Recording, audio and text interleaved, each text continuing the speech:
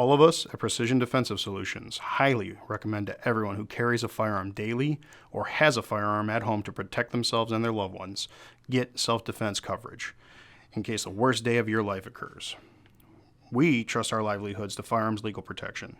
They are now offering a discount and price lock through us for new members.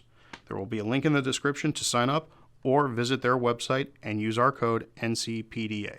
Thank you. God bless America. Hi, this is Brandon with Precision Defensive Solutions, and I'm sitting here with Stephanie. And again, we've got Terry Johnson from Firearms Legal Protection. How you doing today? Hi. Hi. So we are going to discuss third-party encounters and what these things look like. These can be really gray areas, right, Terry? Yeah, you're absolutely right. And one of the things I always say with third-party encounters, know what you know. You know, and I'll give you an example. You're going down the street and you see a 25-year-old male, someone who looks approximately 25, and they're beating the crap out of a 65, 75-year-old male, and you pull over and you want to help the 75-year-old man, right? I mean, that's what we want to do. But what you didn't know is right before you got there, guess what? It was a 75-year-old that tried to rob the 25-year-old. And the 25-year-old got basically the best of them, took them down, and now you've intervened in this. You don't know what's going on. I always say, again, know what you know. Now, if you were to come home and you were to see someone putting their hands on your wife, you know no one should be doing that, right? Right. You know, hey, I need to intervene. I need to stop this. But some random guy down the street, you set yourself up to be put into a very bad position. Right. Yeah, we actually talk about coming home and walking in on something in some of our advanced classes and what that could look like. Yes, absolutely. And, in Ohio and other states, you're allowed to put yourself in the shoes of the other person. Not any less, not any better. And people need to understand that. So let me give you an example.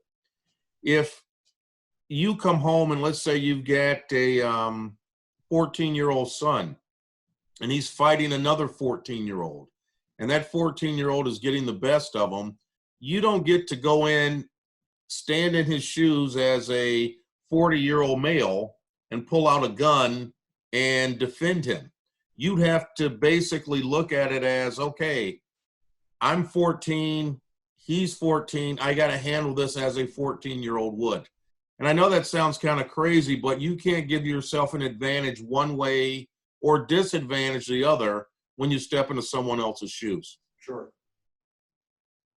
Yeah, and the 14-year-old thing, I mean, I've seen news stories of where that's happened, where the parents have stepped in and used lethal force against a kid. It's been on YouTube and Twitter. Right. That's where brawls show up, and yeah. Well, when you use lethal force, again, you have to put, tool of last resort. We've got to remember that. You, or in this case, the party you're defending, has got to be in imminent fear of death, great bodily harm, and again, depending on the state, forcible felonies, things along those lines.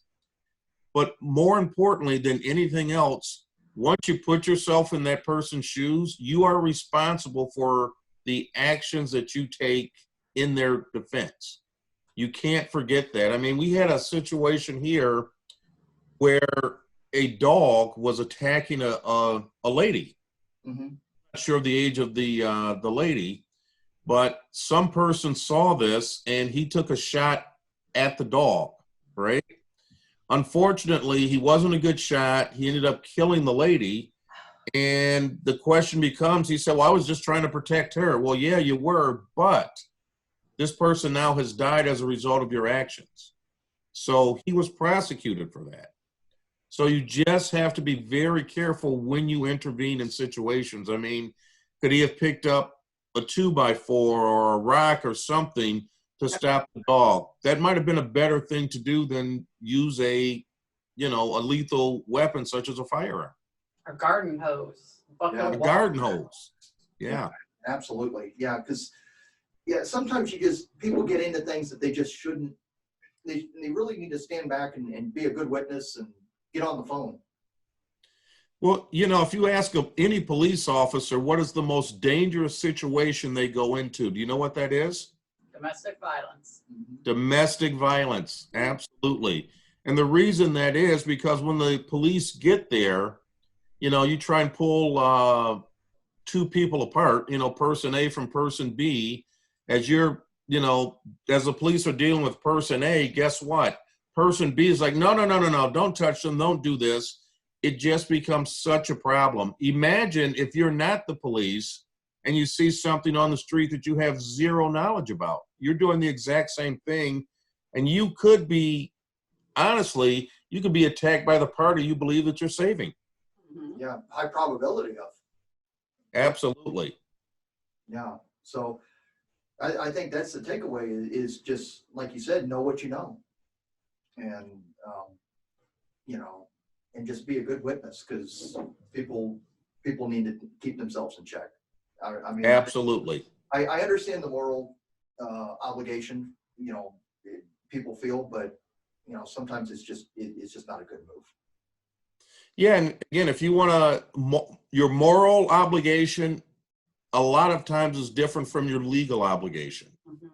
And if you remember that, not only will it, you know, keep you out of jail, it may keep more money in your pocket from a civil suit as well. Yeah, without a doubt. Yep.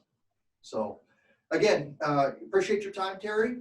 And Thank you. we'll You see guys stay safe. All right, You too. too.